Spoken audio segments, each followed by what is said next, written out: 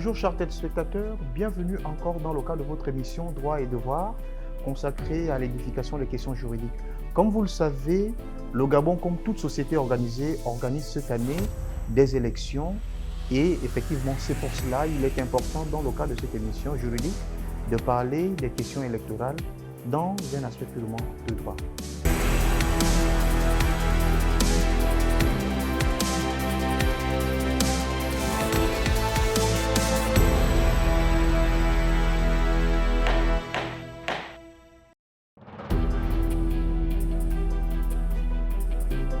Lorsqu'on regarde la loi 7/96, qui, lors de sa dernière modification en 2018, parle de l'organisation du CGE, le Centre Gabonais des élections, il est composé, cet organe administratif qui organise les élections, est composé de 3 structures.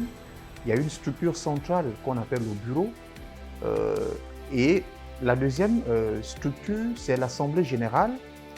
Après l'Assemblée générale, il y a effectivement les commissions électorales. Donc les commissions électorales font partie des démembrements du Centre Gabonais des élections. Ce sont des organes qui ne sont pas permanents, puisqu'ils doivent être réunis 60 jours au maximum avant la tenue des scrutins.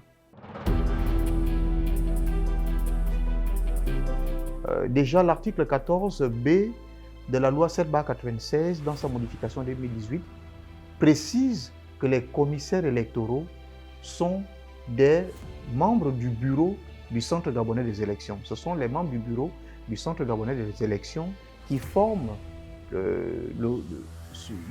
qui portent l'appellation de commissaires électoraux. Alors, quelles sont leurs prérogatives? Alors, ils ont beaucoup de missions, c'est-à-dire beaucoup de compétences, beaucoup de rôles à jouer en ce qui concerne l'organisation des élections. Ils ont, de prime abord, pour mission de faire requérir la force publique, notamment les forces de défense et de sécurité, d'entrer en contact avec l'administration au niveau local, notamment les gouverneurs, etc., pour pouvoir procéder à l'organisation des élections. Il y a également le rôle de centraliser les opérations de vote, notamment en ce qui concerne le matériel qui doit être acheminé au niveau local. Donc, effectivement, ce sont des commissaires électoraux qui ont cette mission de veiller à l'organisation matérielle des élections. Pour préparer le scrutin sur le plan pratique, il faut procéder à la formation des scrutateurs. Les scrutateurs, ce sont des membres qui composent les bureaux de vote. Donc le but est de les réunir, de les désigner et ensuite de les former, puisqu'ils vont devoir gérer au niveau des circonscriptions des opérations de vote dans les bureaux de vote. Donc dès lors que les scrutateurs, c'est-à-dire les membres des bureaux de vote sont formés, alors on peut effectivement composer les différents bureaux de vote avec la codification des urnes, notamment tout le matériel qu'il faut, qui compose les bureaux de vote, avec les isoloirs, l'isoloir et tout le matériel qu'il faut au niveau notamment des urnes également. Donc sur le plan logistique, on met en place une logistique adaptée qui va permettre effectivement qu'il y ait des opérations de vote qui se déroulent en bonne et due forme dans les bureaux de vote après la formation des scrutateurs.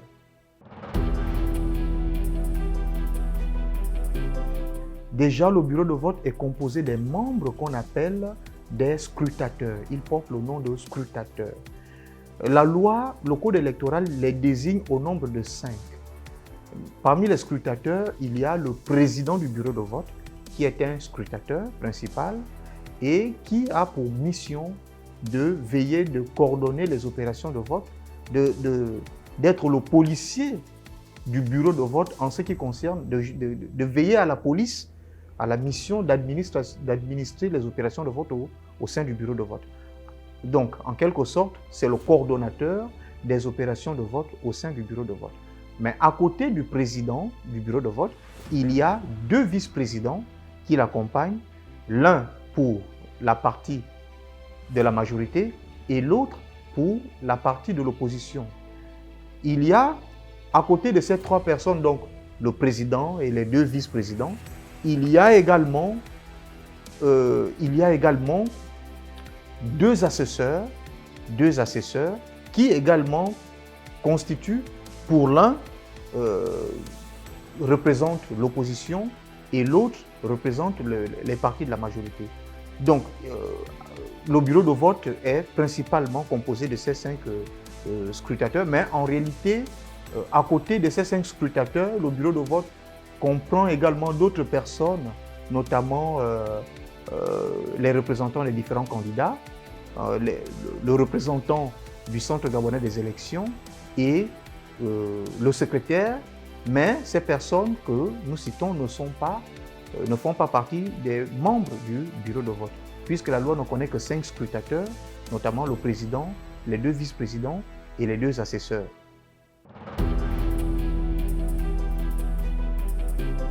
Le bureau de vote est composé principalement de 5 scrutateurs, notamment le président du bureau de vote et les 2 vice-présidents qui l'accompagnent dans ses missions de président, avec les 2 assesseurs, chacun représentant les partis de la majorité et les partis de l'opposition, et pour les vice-présidents également, un pour l'opposition et l'autre pour la majorité. Mais à côté de cela, il y a également le matériel qu'on retrouve, notamment l'isoloir, qui est l'endroit qui consacre le secret du vote. Parce que c'est derrière l'isoloir, les bureaux de vote ont effectivement ce couloir qui permet à l'électeur d'exprimer sa liberté de choix du candidat dans tout le secret, puisque le vote est secret.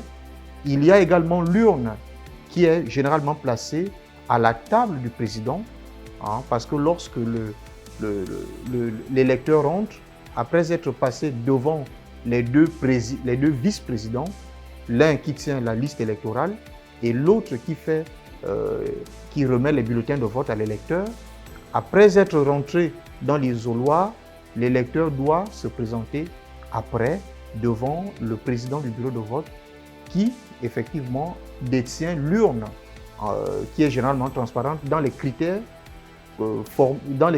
posés par la loi 7/96 pour procéder à son vote. Et après, il pourra aller auprès des assesseurs pour terminer les opérations de vote. D'abord, le dépouillement, c'est l'opération qui consiste à l'ouverture des urnes par le président du bureau de vote et de procéder au comptage des enveloppes qui sont contenues dans ces urnes. Alors, mais comment cela s'effectue-t-il en pratique? Les opérations de dépouillement s'effectuent après le scrutin, c'est-à-dire après le vote, après la clôture des opérations de vote. Et la loi prévoit, notamment la loi 7/96, dans sa dernière révision 2018, qui forme le code électoral, prévoit que le scrutin commence à 7 heures pour finir à 18 heures.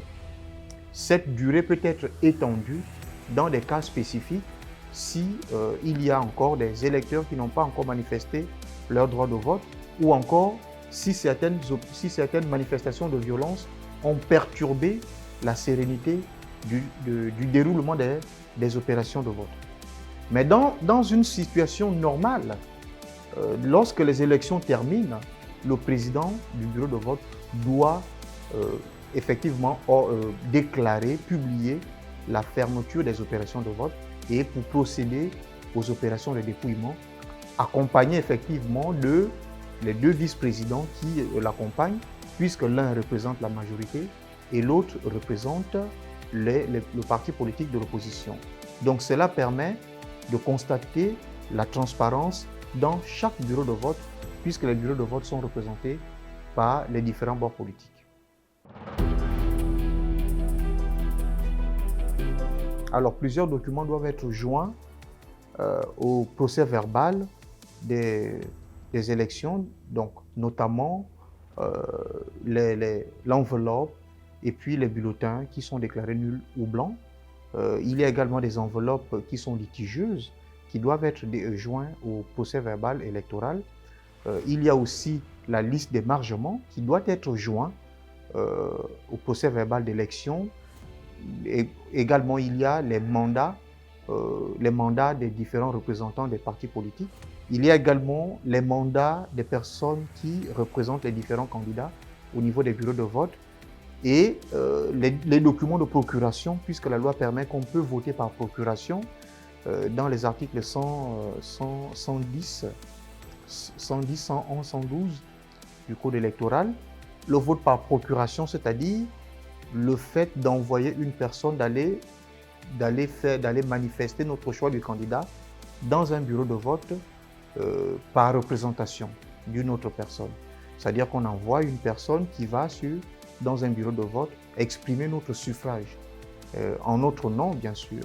Et donc ce document de procuration doit être annexé au procès verbal électoral. Il y a également d'autres documents que la loi cite qui ne sont pas exhaustivement cités, qui ne peuvent pas être exhaustivement cités.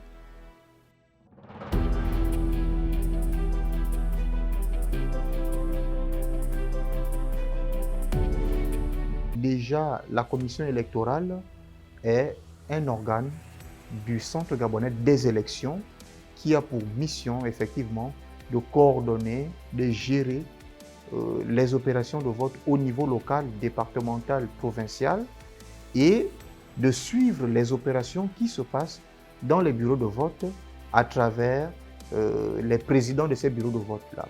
Donc, en quelque sorte, ce sont la commission électorale agit de façon nationale, donc le CGE, le Centre gabonais des élections, agit à travers la commission électorale comme ces démembrements qui les représentent au niveau local pour pouvoir superviser les opérations de vote dans les différentes circonscriptions pour canaliser les opérations de vote en collaboration avec les différents présidents de ces bureaux de vote pour que le processus électoral soit suivi dans les moindres détails.